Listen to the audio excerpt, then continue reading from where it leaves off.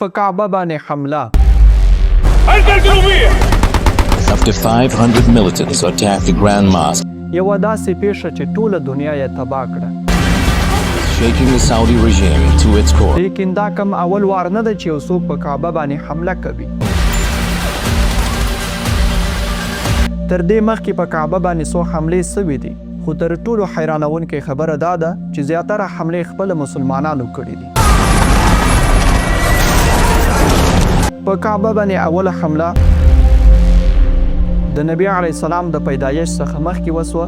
په هغه وخت کې په یمن کې د ابرهه په نوم یو پاچا و. ابرهه د 15,000 لشکر او د ډیرو لوی پلانو سره په کعبه باندې حمله وکړه، خو الله تعالی د ابابیل په واسطه باندې د ابرهه لشکر هلاک کړ. کعبه جوړه پاتې سوه. په کعبه باندې دویمه حمله د اسلام د راتګ نه بعد وسوه.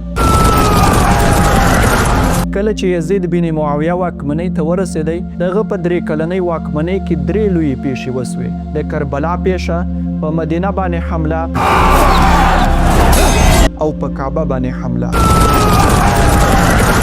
کله چې د مدینې خلکو د یزید سره بیعت ونه کوي، نو یزید خپل لشکر مدینې ته واستوي. د مدینې په خلکو باندې ډیر ظلمونه وکړه، ډیر صحابه او تابعین شهیدان سول. بیا په کعبه باندې حمله وکړه، خو هلته د یزید د لشکر په مقابل کې عبدالله بن زبیر رضی الله تعالی عنه د جنگ اعلان وکړ. د یزید لشکر په کعبه باندې خپل د وسلو په واسطه د ډبرو باران وکړ، چې په دې جنگ کې د اور د لګېدلو د عمله د کعبې پوش او چت دواړه وسوځېدل. د دې پیښې څخه لږ وروسته یزید مړ سو او عبدالله بن زبیر رضی الله تعالی عنه کعبه یو وار بیا د ابراهیم علیه السلام په بنیادو باندې جوړه کړه. په کعبه باندې دریمه حمله یوازې څو کاله بعد په کعبه باندې یو وار بیا حمله وسوه. خو دا وار عبدالملک بن مروان خپل ډیر ظالم قومندان حجاج بن یوسف کعبې ته واستوي. حجاج کعبه محاصره کړه او تر 6 میاشتو پورې په کعبې باندې د ډبرو باران وکړ. خلک د ولږې مړه کېدل، خو حجاج بن یوسف جنگ بس نه کوي.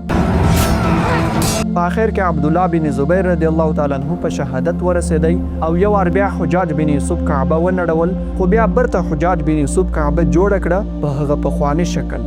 دا نن چې کوم شکل لري، دا حجاج بن یوسف جوړه کړې ده. په کعبه باندې څلورمه حمله، دا حمله ډیره دردونکې ده. دا کیسه شاوخوا 1100 کاله مخکې پیښه سوه. یوې افراطي ډلې د حج په موسم کې په کعبه باندې حمله وکړه. په زرګونو حاجان په داسې حال کې په شهادت ورسول چې طواف یې کوي. بیا د دوی جسدونه د زمزم وسا ته واچول. دوی ډیره بې حرمتي وکړه. تر ټولو بده دا چې د کعبې څخه دروازه او حجر اسود راویستل، د ځان سره بحرین ته ویوړه. تقریبا تر 22 کلونو پورې په کعبه کې حجر اسود نه و. حاجانو په کعبه باندې بغیر د حجر اسود طواف کوي، چې بیا برته حجر اسود کعبې ته راوي. په کعبه باندې 5مه حمله، دا حمله په د نږدې تاریخ کې پیښه شوې ده، یعنی په 1990 کال کې د جوهیمان په نوم یو کس و. جوهیمان د 1500 نفرو سره د سهار د لمانځه په وخت مسجد حرام ته داخل سو. د مسجد ټولې دروازې وتړلې. د کعبې د امام څخه میک واخیستی، یو اعلان وکړ: ای د دنیا مسلمانانو، تاسو چې چاته انتظار کوئ، هغه امام مهدي راغلی دی، او دا یو ویل چې زما سره کوم ملګری دی، دا امام مهدي دی او نوم یې محمد بن عبدالله دی. دا ډیر قوي پلان نیول سوی و، ځکه نبی علیه السلام فرمایي چې د امام مهدي نوم به داسې وي لکه څنګه چې زما نوم دی، یعنی محمد، او د پلار نوم به داسې نوم وي لکه څنګه چې زما د پلار نوم دی، یعنی عبدالله. نو دم په ځان باندې محمد بن عبدالله ایښی و. تقریبا تر 2 هفتو پورې په مسجد حرام کې جنگ روان و. After 500 militants attacked the Grand Mosque, ان تر دې پورې چې د مسجد حرام په مینارو کې نشه ویشتونکي ناست وه، چې په آخر کې د سعودي حکومت او د ځانګړي ځواکونو په مرسته سره مسجد حرام آزاد سو. جوهیمان د څو ملګرو سره ونیول سو، او چا چې دا دعوه کول چې زه امام مهدي یم، هغه ځان وژنه وکړه. جوهیمان او کوم ملګري چې ورسره نیول سوي وه، هغه یې قتل کړه. دا چې دا تاریخي پیښې موږ ته کوم درس راکوي، حتما یې په کومنټ کې ولیکئ.